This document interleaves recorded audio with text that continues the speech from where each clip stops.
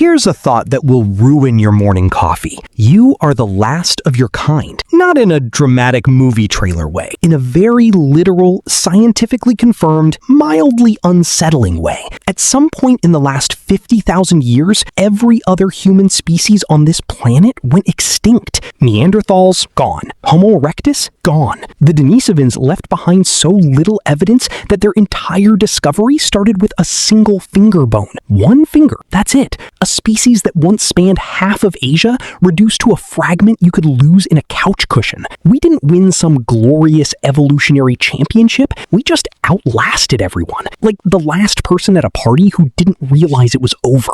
So what actually happened? Let's start with the species that makes all of human civilization look like a new startup. Homo erectus, 2 million years old. To put that in perspective, every city ever built, every war ever fought, every language ever spoken, all of it fits inside the last few thousand years. Homo erectus was on this planet for so long that our entire recorded history is basically a typo in their timeline. Their bodies were the first to actually look human. Long legs, shorter arms, built for running across open ground. They were almost certainly the first species to leave Africa entirely, figuring out how to survive in environments they had never evolved for. No map, no guide, no survival YouTube channel. Here's the wild part. Their stone tools barely changed for hundreds of thousands of years. Sounds uncreative? It wasn't. It means the tools worked so well there was simply no reason to improve them. Homo erectus invented, if it ain't broke, don't fix it, about 1.5 million years before we did. But eventually, the world moved on without them. Their last populations ended up stranded on the island of Java. Isolated, forests shrinking, food running out.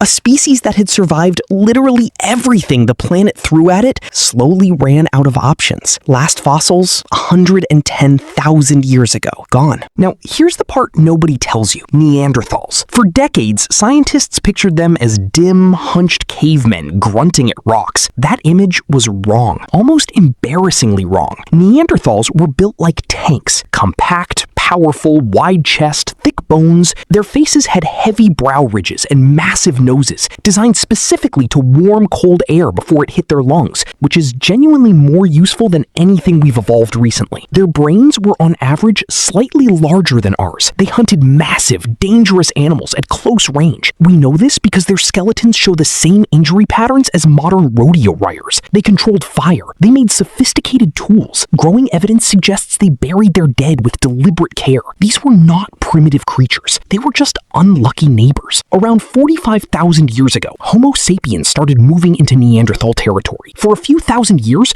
both species lived side by side. DNA evidence confirms they had children together, which means at some point, a Homo Sapiens and a Neanderthal met, and one thing led to another. And honestly, good for them. But here's where the obvious story falls apart. Neanderthals didn't lose because they were inferior. They lost a numbers game. They lived in smaller, more isolated groups. Homo sapiens lived in wider networks, sharing knowledge, resources, and survival techniques across much greater distances. When a Neanderthal group hit a crisis, they were largely on their own. When a Homo sapiens group hit a crisis, they had people to call. Climate kept shifting, populations kept shrinking. By 40,000 years ago, Neanderthals were gone. Not wiped out by a single catastrophe, just slowly squeezed out of existence. But here's where it gets truly strange. The Denisovans. We didn't find them through fossils. We found them through DNA. A single finger bone pulled from a cave in Siberia didn't match any known human species. When geneticist Svante Pääbo's team ran the analysis, the results came back as something completely new.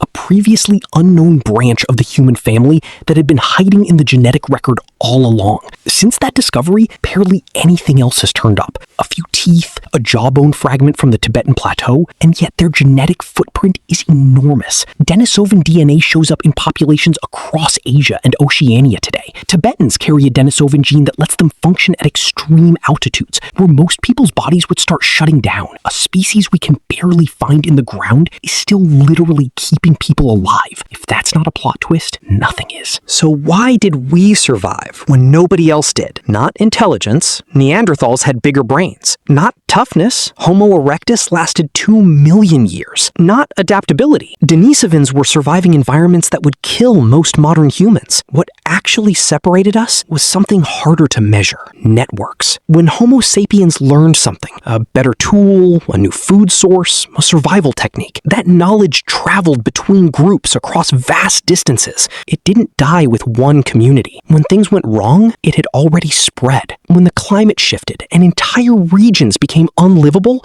we could reorganize. We weren't locked into one place or one strategy, but even that only tells part of the story. Luck mattered. Geography mattered. Being in the right place with enough numbers at exactly the right moment, all of that mattered too. We weren't destined to be the last one standing. Homo erectus survived 2 million years and still disappeared. Neanderthals endured hundreds of thousands of years of ice ages and still vanished. The Denisovans adapted to conditions that would break a modern human, and they're still gone. None of their resilience saved them. None of their intelligence saved them. None of their time on this planet saved them. We didn't inherit the Earth because we were the best humans. We inherited it because we were the ones still here when the music stopped. Which makes you wonder, if Neanderthals had made it instead of us, would they be sitting somewhere right now, making videos about the weird extinct species that almost survived? Drop a comment. Which human species do you think deserve to still be here?